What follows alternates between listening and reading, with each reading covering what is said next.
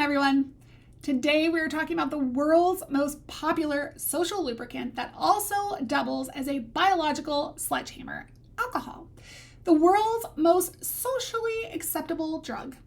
It is often treated like a harmless beverage, something you casually hold in your hand while making questionable decisions. Biologically, though, alcohol is a heavy-hitting psychoactive substance that affects nearly every system in the body. We are going to look at alcohol through a clinical and scientific lens. That includes how it works in the brain and how it affects the body.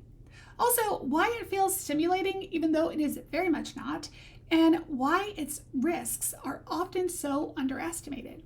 Now, this is not about judgment. This is about understanding the drug we normalize so thoroughly that we forget it is doing anything at all. To get started, let me introduce you to ethanol. Not just for your gas tank. Alcohol is a central nervous system depressant. Basically, it turns up the brain's quiet volume, GABA, and turns down the loud volume, glutamate. It is a psychoactive party guest that shows up uninvited, eats all the snacks, and rearranges your brain chemistry. So neurobiologically, this GABA-glutamate imbalance explains why alcohol slows reaction time, impairs judgment, and disrupts motor coordination. Alcohol does not add skills or insight. It removes inhibition and cortical control, which is why people feel more confident while becoming objectively worse at everything. So, why is alcohol the cool drug? Why do we treat it differently than other drugs? First, it's legal for adults over 21. Second, humans have been using it for thousands of years. Third, the media portrays it as normal, expected, basically required for fun. Alcohol is often described as a social lubricant because it reduces anxiety and lowers inhibitions. The problem is that this normalization leads us to underestimate both its addiction potential and its huge health risks. Your liver, your brain, and your nervous system absolutely recognize alcohol as a drug, even if society insists it's just a beverage with vibes. So the numbers tell a very different story than the cultural and media narrative. So alcohol contributes to approximately 140,000 deaths per year, making it the third leading cause of preventable death in the United States. It costs society about $250 billion annually. About half of Americans drink alcohol and nearly 1/4 engage in binge drinking. Among college students alone, approximately 1,500 deaths per year are related to alcohol through accidents and poisoning. This is not a rare outcome, it's just one we have learned to politely ignore. In the 1830s, let's get into the history here. In the 1830s, Americans were, we could just say, absolute legends. And by legends, I mean drunks. They drank 7.1 gallons of pure alcohol a year. That is 5 drinks a day. People even took whiskey breaks at work at 11 a.m. I just imagine trying to work an Excel spreadsheet at 11 a.m. following a whiskey break. Anyways, back to focus. So unsurprisingly, look, if I had whiskey and tried to say that word, it wouldn't even have happened. Unsurprisingly, this level of consumption led to a widespread social and medical consequence outbreak. It helped spark the temperance movement. Turns out that, spoiler alert, 5 drinks a day is not a sustainable productivity strategy. So this brings us to prohibition from 1920 to 1933. The 18th Amendment banned the manufacture and sale of alcohol, but not its consumption, which is a very bold policy choice. So it lowered liver disease rates, but it also gave Al Capone and bathtub gin that could make you go blind life. Classic oops moment for the government. Essentially, prohibition taught us that alcohol policy is complicated and that humans are extremely creative when told no. So let's talk about absorption and getting in, right? Alcohol is absorbed through the gastrointestinal tract. So about 20% is absorbed in the stomach and 80% in the small intestine. A key structure here is the pyloric valve. This acts like a gate between the stomach and the small intestine. So when you eat food, that valve is pushed down, it's closed a little bit more tightly, which slowly allows the alcohol to absorb. When your stomach is empty, that gate is wide open and alcohol moves quickly into the bloodstream. This is why drinking on an empty stomach leads to faster and stronger effect of alcohol, usually followed by a slower and more regret-filled morning. So check out this image. See the empty stomach? The valve is wide open and the alcohol hits them like a freight train. Full stomach, it's a slow motion stroll right into the bloodstream. Choose the stroll. The freight train is never fun the next day. So what factors affect absorption? There's several factors. So first of all, carbonation is like a VIP pass for alcohol. It forces that valve open because of the bubbles, right? So be careful mixing champagne, soda mixers, whatever. Also, muscle is mostly water and dilutes alcohol. Fat does not. So the more muscle you have, the lower your BAC will become compared to someone with more body fat. And then shots. Shots, something with high alcohol concentration, high alcohol levels, absorb faster than beer. So shots are going to absorb faster than beer. And then let's look at metabolism. So once alcohol enters the bloodstream, the liver then takes over from there. It's like, I got this. So your liver is going to take ethanol and turn it into acetaldehyde, which is literally poison, and then turns it into harmless acetate. So that middle step, acetaldehyde, that's the villain, right? That's what makes you feel like a zombie the morning after in the metabolism process. Next, you have zero order kinetics, the hourglass is called. So your liver has a speed limit. It can only process one drink. Remember that, we're going to come back to that. One drink per hour. So no amount of coffee or cold showers or sweating it out can change this. Your liver works at its own pace. It doesn't care that you have a 9 a.m. class.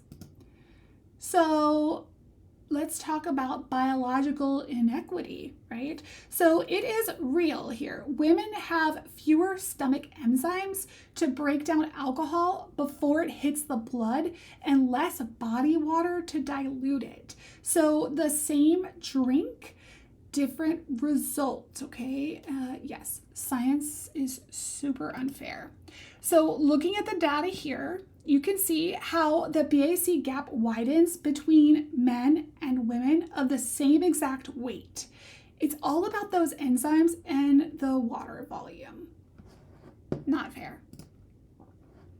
So next we have the hangover mechanism. So to be blunt here, hangovers are a three-pronged attack, okay? So first you have the poison, which is the acetaldehyde, right? Then you have dehydration because alcohol makes you pee out all of your water, right? And then you have the congeners. That's the extra gunk in the dark liquors, like the whiskey, that adds to it all, and red wine, and it worsens your symptoms. There's the hangover. All right, slides. Here we have the BAC, the blood alcohol concentration. So these next couple slides are going to break down BAC. So I want to draw your attention to 0.02, legal limit under 21 with the star. So if you have someone that gets pulled over and they get a breathalyzer and they're under 21 and they have a 0.03, then charges can be placed on them. If they're under that 0.02, right, there are different things that can impact the BAC. Okay, working in the field for a while, I have heard clients say, oh, I just used mouthwash, or my diabetes is acting up, or whatever, right? There are things that can impact that, right? That's why there's the star there.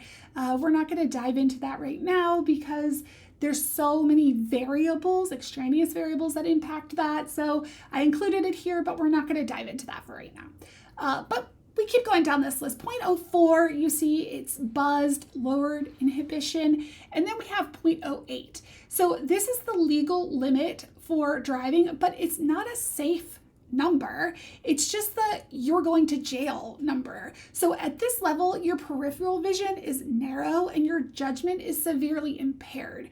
At this point, you think you're a great dancer and the video evidence is suggesting otherwise. Okay, so we are not doing anything at this point. As you go deeper into the 0.15 and higher, you're now in the danger zone. This is where balance disappears, nausea kicks in, blackouts become likely. If someone hits 0.30 and 0.40, that's a medical emergency now. The brain starts forgetting how to do basic things like breathing. Remember, alcohol is a depressant, and at these levels, it can depress your vital signs simply out of existence. Okay, so here is a tool for you to have access to. You see green and it says little to no visible effect. Along the sides, you see the green, the yellow, the orange, and the red, right? So obviously this is predictable. Green is good, red is bad, and in between. The left side you have males, the right side you have females. Across the top you have the number of drinks, and along the left side, going up from the bottom up is weight. The higher weight on the bottom up to the lower weight at the top. I want to pay particular attention to under where it says number of drinks. It says 1 drink, 1.5 ounce 80 proof spirit, 12 ounce 5% beer, or 5 ounce 12% wine. So that's how they're quantifying the drink. And we're going to come back to that. But this is a chart and a tool that you can use to explain to clients how this BAC metabolizes, right? Next, you have another chart here that I included. This is going to give you a visual that you could share with your clients that show the legal effects, the impacts on driving, the mental effects, and the physical effects that happen for people at each of these BAC levels. Now, I did have to cut the chart in half because it didn't fit on the screen. But you can type this into Google and find this chart. Just sharing with you some visual tools that you could use for your clients that they might be a little bit more receptive to it. And here is another tool that I like. So this is showing that the liver metabolizes alcohol at approximately 0.015% BAC per hour. So this rate is determined by enzyme availability and liver capacity. So you cannot make it work faster than it naturally means, right? So here you have at hour 0, the person is at 0.12% blood alcohol level. It takes 8 hours from that point for them to get to the point where they're at 0% blood alcohol. So that just shows somebody how long it takes for them to be at a safe place and how long it takes for their, generally, right? There's a lot of variables that go into metabolizing, but how long it would take for them to be in a safe space. Okay, so remember we're coming back to this. I said we were gonna cycle back to this. Standard drinks and quantifying a drink, and we said how long, you have one drink and how long do you wait to drive after one drink. Well, it's important that we identify what one drink is, right? So a standard drink is about 14 grams of pure alcohol. So that equates to about 1 12-ounce beer, 5-ounce glass of wine, and a 1.5-ounce shot.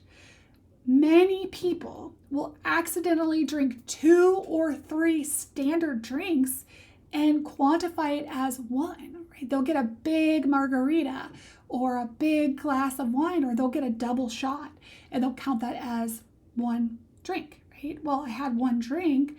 I'm only drinking 1 drink an hour, right? Well, technically that's 2 drinks, okay? So this is a useful tool to show them also, this is how you quantify drinks. Also a great tool to use when we're talking about asking them, how often do you drink? Well, I have a couple beers a week. Well, what size are the beers? What do you have them in a big mug, or do you have a can? Do you have, whatever. I have a thing of wine and I have it in a solo cup. Oh, well, that's going to be bigger than a wine glass, right? We don't know. Another resource for you is the dangers. Okay, so alcohol and common medication interactions. So alcohol can interact dangerously with many common medications, including acetaminophen, right, and ibuprofen, right, pain relievers, antibiotics, antidepressants, diabetes medications, and obviously sleep aids because they're depressants as well. And so with them, you need to be aware of the interactions. That way you can communicate the dangers to your clients. And there will be warning signs and icons on their medicine also. All right, so now on to the brain and disinhibition. So many people think that alcohol is a stimulant. It is not. It is an unbreaker, meaning it takes the foot off the brake. It turns off the prefrontal cortex, which is the part that stores logic. It controls the logic, it controls the impulse control. All of that is held up there, right? Also in that spot is the part of your brain that says, maybe don't text your ex at 2 a.m. Maybe don't get up and do Baby Got Back for karaoke, right? So without those breaks, you feel stimulated when in reality, you're just unfiltered. Next, you have the blackouts that occur. So remember that blackout isn't forgetting. Essentially, it's failing to record. So your hippocampus, right, is disrupted. It just stops saving files to your hard drive. So you're awake and talking, but the record button is broken. So you didn't forget. The memory was never made. So next we look at what's called wet brain, the Wernicke-Korsakoff. So chronic drinking can lead to wet brain. So alcohol will block the vitamin B1 absorption and essentially starve the brain. This leads to confabulation, where people will start to make up wild stories to fill memory gaps because their brain is literally struggling to function. It's often permanent and irreversible. Another issue that we have with alcohol is that the liver is going to experience damage in 3 stages. So the liver is going to have fatty liver, which is reversible. So fat deposits accumulate, and with abstinence, it can be reversible. Alcoholic hepatitis, so there's inflammation, swelling, pain. It is reversible, but pretty dangerous. And then you have cirrhosis. So cirrhosis is now permanent scarring, and the liver cells die and are replaced with scar tissue at that point. It is irreversible, often fatal. So your liver is a tank, but remember that even a tank can be destroyed if you try hard enough. And then other physical consequences. So it's not just the liver that takes the brunt of alcohol use. Alcohol also weakens the heart muscle, so cardiomyopathy. It is the best known carcinogen linked to mouth, throat, and breast cancer. So it's a full body experience, not in a good way. Additionally, one of the most tragic impacts is on the developing fetus. So there is no safe amount of alcohol during pregnancy. It can lead to permanent cognitive and physical challenges. It is the leading cause of preventable intellectual disability. I want you to think about, a growing baby in utero. They're like building blocks, right? Like Legos. And if damage is done in that process, they're going on without that. It's still being built on them. And so alcohol is crossing through that placenta freely, impacting the growth of the baby, and there's permanent damage that occurs. Okay, so now I want to talk about withdrawal and the mechanism, right? We've talked a lot about the rebound effect, and so it's present in here. I want you to think of the brain like a spring. So alcohol is a heavy weight that pushes the brain's activity down. So to stay normal, the brain's activity the brain is pushing up with extra energy. When you suddenly remove the alcohol, that spring is still pushing up at 100 miles per hour. This causes what's called overexcitation, so the shakes, the extreme anxiety, and even seizures. So your brain is essentially redlining because the brakes were removed too fast. So the timeline for withdrawal. Alcohol withdrawal is terrifyingly fast. So within 6 hours, anxiety. 6 to 12 hours, anxiety, insomnia, nausea. Okay. Within 48 hours, hallucinations, seizures. Okay, stage 2. Stage 3, by 72 hours, delirium tremens, the DTS, the DTs, they can set in, which has a 20% mortality rate. It is actually more dangerous than heroin withdrawal. Okay, severe confusion, fever, racing heart. It's a 15 to 20% mortality rate if it's untreated. So just remember, alcohol withdrawal is more dangerous than heroin withdrawal. Next, we have some tools to help with this. So antabuse, right? And so antabuse will help because what it does is it blocks the enzyme that breaks down the acetaldehyde. So basically, if someone drinks, they will become immediately sick. So it's this negative reinforcer. Then there's naltrexone. Naltrexone removes the buzz. It makes it not fun, right? And so it makes it less rewarding for them. And then you have acamprosate, which helps stabilize that pushed up brain chemistry. It stabilizes the brain chemistry and it reduces the cravings for it. All right, so genetics here. Addiction is often a family affair, all right? So genetics play a huge role in alcoholism and alcohol use. But so does the family system and the culture we live in. We don't live in a vacuum, and neither does our relationship with alcohol. We have to remember that. So is it inherited? Yes, 40 to 60% of the risk is genetic. Okay, children of alcoholics are 4 times more likely to develop the disorder. Twin studies confirm high heritability, but genes are not destiny, and the environment plays a huge role in this. So let's look at this family system. So the roles here. There is this idea by Wegscheider and Cruz that there are 6 roles in a family system of an alcoholic. Okay, so you have the dependent, which used to be known as the addict. We don't use those terms anymore, or alcoholic. And so the dependent is the focal point of the family whose behavior is creating the instability. Okay. Next, you have the enabler who protects the dependent from those consequences. You have the hero who is the overachiever to make the family look good. The scapegoat who acts out to divert attention. The lost child who withdraws to avoid conflict. And the mascot who uses humor to diffuse tension.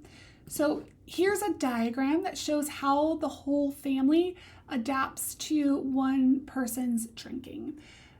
But I want you to think of it like a mobile, like an infant mobile that hangs over their crib, you know. If you pull on one string, everything's going to move. Everyone's going to adapt and adjust, right? All of these positions and roles are interconnected. And so the family dynamic is really involved. This is a great tool for communicating with children of dependents to help them to see where do they fit into that role and how do they remove themselves from that role. Or if they are a dependent, how do they see themselves freeing their family from these roles? And then finally, we have to look at the water we're swimming in here, right? Every culture has different unwritten rules about drinking.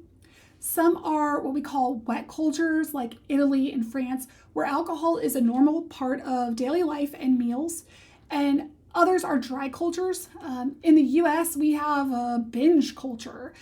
We might not drink every day, but when we do, we tend to go for the gold medal in consumption, right? So wet cultures, alcohol is integrated, lower rates of binge drinking, and dry cultures, pretty high. Okay, so here we go. We made it through. In summary, to summarize, alcohol is a depressant. It tricks the brain through disinhibition. Metabolism is fixed, so we have zero order. You cannot change the rate at which the alcohol is metabolized, and it creates toxic byproducts. Withdrawal is medically dangerous, the DTs. We have to be cautious of that. And alcoholism is a family disease requiring systemic treatment. Okay, so as always, if you have any questions, please email me masmith@jcu.edu.